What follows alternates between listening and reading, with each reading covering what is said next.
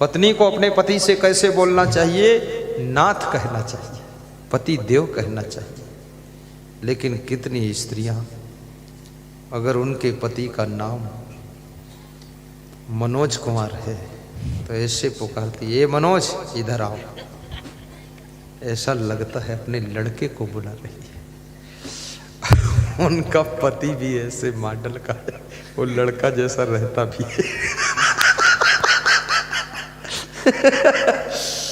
पति को नाम से, ये भारतीय संस्कृति, हिंदू संस्कृति में पति का नाम लेना मना किया गया है, नहीं लेना चाहिए। और लेना भी कभी पड़ जाए तो सम्मान के साथ श्री शब्द लगाकर नाम लेना चाहिए। अपने से बड़ों का नाम कभी उच्चारित कीजिए, प्रोनाउंस कीजिए तो श्री शब्द लगाइए। किसी बहन का नाम लेना है, स्त्री का नाम लेना, जिसकी शादी हो गई उसको श्रीमती कहना चाहिए, और जिसकी शादी नहीं हुई उसको बहन जी कहना चाहिए।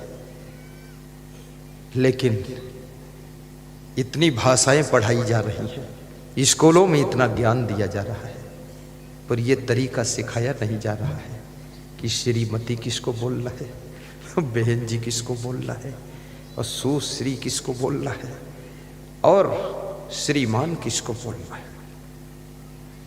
कितने लोगों से पूछो तुम्हारे पिताजी का नाम क्या है, तो कहते हमारे पिताजी का नाम लल्लू। लल्लू, अरे ये लल्लू तेरा कौन है, पोता है? लल्लू लल्लू करता है। लल्लू नहीं, श्री लल्लू राम ये बोलना चाहिए। अपने बाप का नाम कैसे बोलता है? लल्लू लल्लू करता है।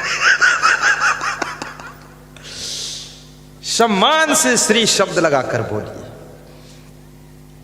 गुरु का नाम लेना है, पूज्य गुरुदेव श्री कहना चाहिए।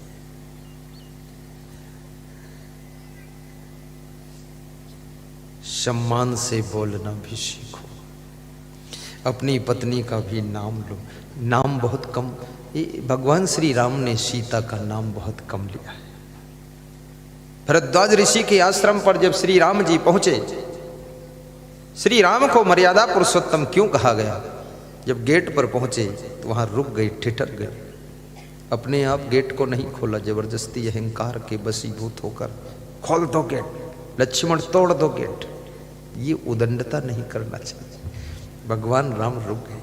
भरद्वाज ऋषि की दृष्टि गई कि कोई भक्त आया हुआ है।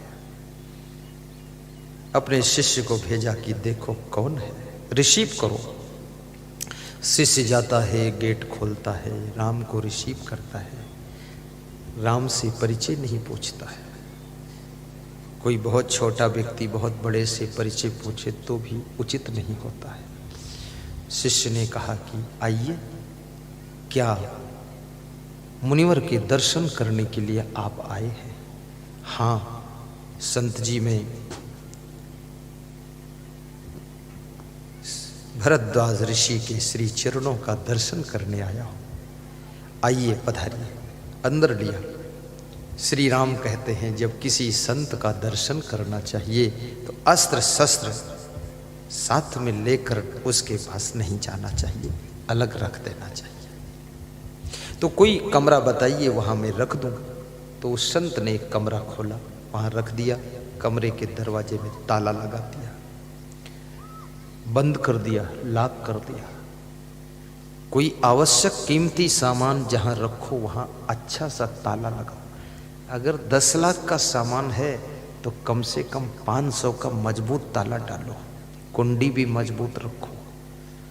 जिस कमरे में कीमती सामान है दरवाजा भी मजबूत हो, ऐसा नहीं इधर उधर घुमाए खुल जाए, मजबूत काम करो। श्री राम कहते हैं हाथ और पैर धो करके मुनि का दर्शन करना चाहिए। निर्मल जल बताइए कहाँ मिलेगा?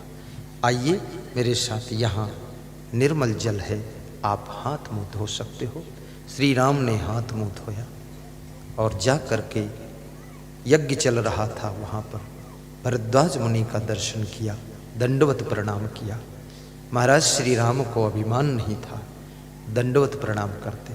ये अहंकार नहीं था मैं भगवान हूँ क्यों झुकूं, मैं भगवान हूँ नमस्कार क्यों करूं, मैं भगवान हूँ चरण क्यों छूं। याद रखना, जिनको अहंकार होता है जिनको अभिमान होता है वो भगवान नहीं होते हैं, जो भगवान होते हैं उनमें अभिमान नहीं होता है, अभिमान नहीं होता है। जो महान होता है उसमें अभिमान नहीं होता है, जो विद्वान होता है उसमें अभिमान नहीं होता है, और जहाँ अभिमान होता है वहाँ कोई विद्वान नहीं होता है, केवल दिखावा होता है। नमन्ते फलानि वृक्षा, जब वृक्ष में फल लग जाते हैं तो वृक्ष झुक जाता है, नम जाता है। नमन्ते विद्वान भवति, और विद्वान व्यक्ति जब ज्ञान से परिपक्व होता तो भी झुकता है। और जैसे सूखा हुआ वृक्ष झुकता नहीं है ठूंठ, ऐसे जिसमें कोई गुण नहीं है, कला नहीं है, विद्वता नहीं है, वो किसी को झुकता नहीं है, ठूंठ जैसा खड़ा रहता है। और याद रखना, फलदार वृक्ष के पास में चिड़ियां भी आकर फल पाती हैं, और फलदार छायादार वृक्ष के नीचे पंथी भी बैठ करके छाया लेता है, फल खाता है। लेकिन उस ठूंठ के पास में कोई छाया फल लेने के लिए चिड़ियां भी नहीं जाती है। वहां जाता है तो कौन जाता है, जाता है कौन जाता, कोई जाता है, वो कुल्हाड़ी लेकर जाता है, उसको जड़ से काट कर ले जाता है। इसलिए ठूंठ बनोगे तो कुल्हाड़ी से काटे जाओगे। मैना जो मैना कहती है वो पिंजड़े में पाली जाती है, और बकरी जो मैं करती है वो अपना गला कटाती है। बकरी जो मैं गाइए, जोर से गाइए, वो अपना गला कटाती है। बकरी जो मैं करती है वह अपना गला कटाती है। बकरी जो मैं करती है वह अपना गला कटाती है।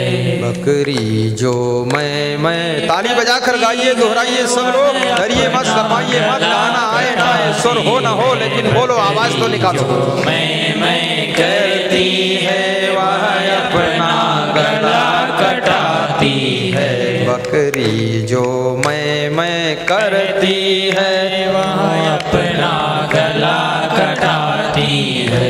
मैना जो मैना कहती है वो पिंजड़े में पाली जाती है। मैना जो मैना राधे श्याम रामायण की चौपाइयां हैं, पिंजड़े में पाली जाती है।